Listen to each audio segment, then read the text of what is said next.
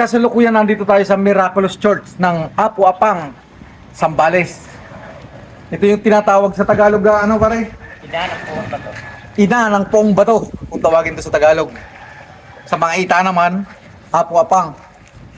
Tara, ikutin natin kung anong miracle nga mayroon dito. Minsan nagpapakita raw yung birhen dito na naka-smile.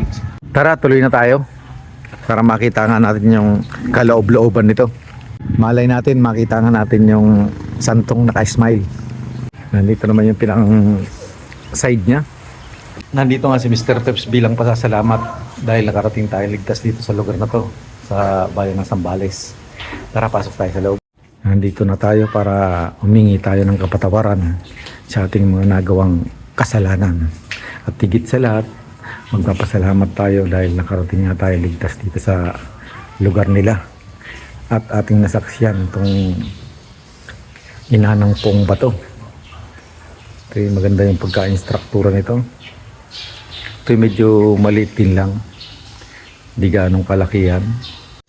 Ito yung dinarayo ng mga deboto, lalong-lalo na pagpanahon ng kapestahan nila. Pag January, yun ang kapestahan nga nito. Maraming salamat, Panginoon, dahil nasaksiyan na naman natin yung isang lugar na kaloob nyo. Naman yung area sa labas, may mga punta ron sa kabila.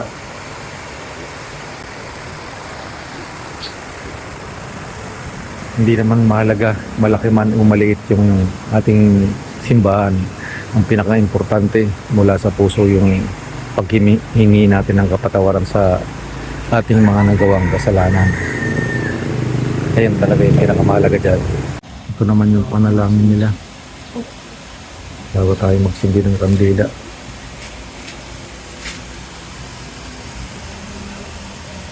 Dito ka rin tumuwid pala rito. Malinaw yung tubig.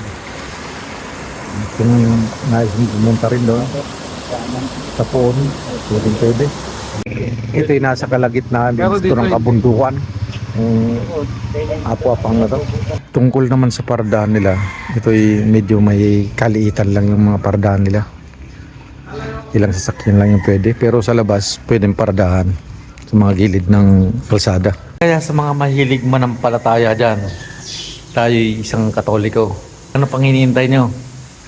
Tara na, tayo manampalataya na at tayo humingi ng kapatawaran at kaligtasan sa ating mga paglalakbay. Salamat, ingat, babu!